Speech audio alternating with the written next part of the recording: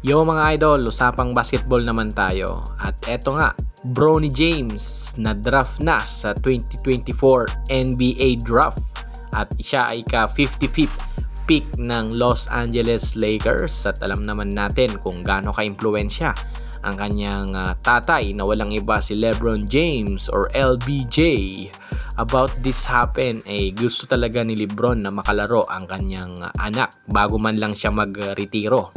I think this is the last year for LBJ or until next year. Yan yung estimated time ng kanyang karera bago siya mag-retire. So, eto, anong masasabi kaya ng mga NBA analysts sa pagkakadraft ni Bronny James dito sa Los Angeles Lakers? I think this is all business matter na lang dahil alam naman natin na yung stats at yung NBA race draft ay hindi ganun kataas ang kanyang percentage pagdating sa mga analysts. Anong masasabi nyo dito mga idol? Comment nyo lang below at kung ano man yung mga reaction ng mga NBA analysts dito ay syempre this is all business. Yan ang kanilang sasabihin in the first place.